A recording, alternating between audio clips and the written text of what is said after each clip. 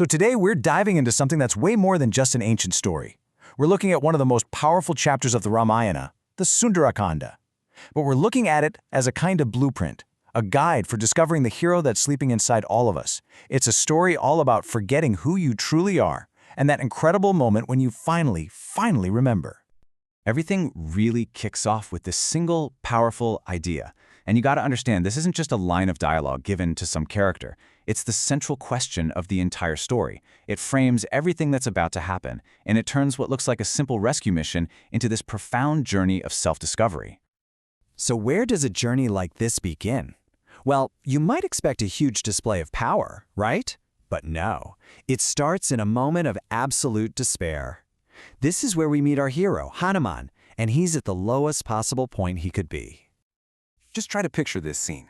The search for the kidnapped princess Sita has hit a total dead end. The search party led by Prince Angada is completely broken. They've failed. They're stuck at the edge of the world with no way to move forward and no way they can go back to their king, Rama, with this kind of devastating news. Hope is just gone. But then, someone steps forward. It's the old wise Jambavan. And he looks past all the despair of the group and zooms in on Hanuman, who's just sitting there silently, totally lost. And he starts reminding him of a past he has completely forgotten about.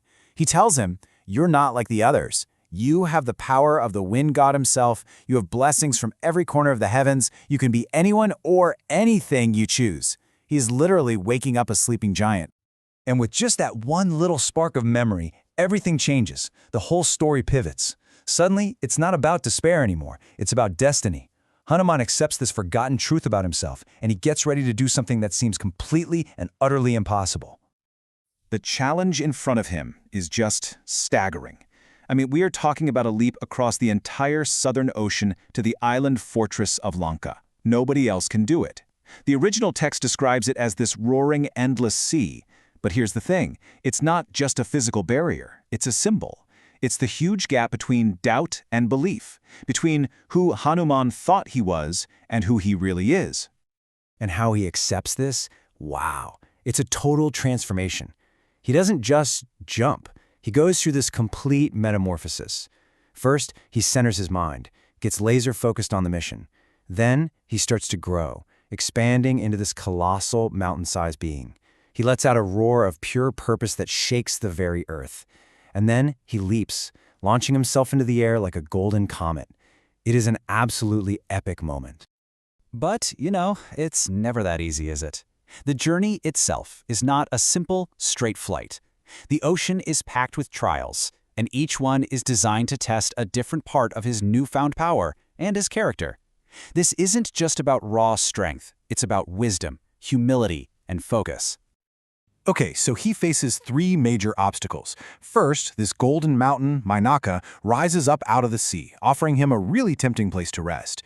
Then, Surasa, a powerful goddess, shows up to challenge his intelligence and his wit. And finally, a demoness named Simhika, who can literally grab you by your shadow, comes to test his raw physical power. And here's what's so brilliant about this. He doesn't just smash his way through everything. With Mainaka, he shows respect. He gently touches the mountain to say thanks, but refuses to stop, saying, "I can't rest until my work is done." With Surasa, he uses his brain, shrinking down to the size of a thumb to escape her instead of fighting.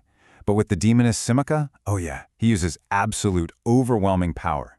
It just shows his incredible versatility. He knows exactly when to be humble and when to be a warrior. After getting through all these trials, he finally makes it. He lands in Lanka, the golden city of his enemy. And it's this place of just dazzling beauty that's hiding a really deep and profound darkness. The story paints this incredible picture of Lanka. I mean, it's a fortress of gold and crystal. It's alive with music and parties. It's the seat of power for the arrogant king Ravana. To get inside, Hanuman shrinks himself down to the size of a cat, and he moves through the shadows like a master spy, searching for Sita in this crazy, overwhelming city. He searches everywhere, in the palaces, in the halls, but she's nowhere. And then he finds it, a quiet, walled garden, the Ashoka Grove. And just like that, the whole tone of the story shifts from the loud, arrogant city to this place of silent suffering. And there she is, not in a golden palace, but under a tree, surrounded by demon guards. The text says she's thin and pale, but her spirit is completely unbroken. She is surviving on one thing and one thing only, her unwavering faith that Rama will come for her. This is it. This is the heart of the mission. He has found her. So, finding her was the mission. But the next step, well, it's maybe even more important. Delivering a message of hope without getting her or himself killed. This is the moment that is going to turn the tide of this entire conflict. He approaches her with just incredible gentleness and respect. Still in that tiny form, he bows and simply says, "Mother, I am Rama's servant." And to prove he's not some trick sent by Ravana, he shows her Rama's ring. It's this quiet, deeply emotional moment between them.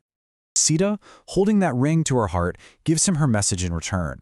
And it's a message of pure devotion and just urgent hope. As proof for Rama that Hanuman really did find her, she gives him a jewel from her own hair. And Hanuman's reply isn't just some comforting words. It's a vow. He swears to her that rescue isn't just possible, it's imminent.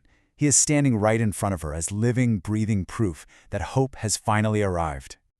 Okay, so his main mission is complete. But now Hanuman's purpose shifts. He's no longer just a messenger. He's about to become a warning, a message sent to the entire kingdom of Lanka, and especially to its king.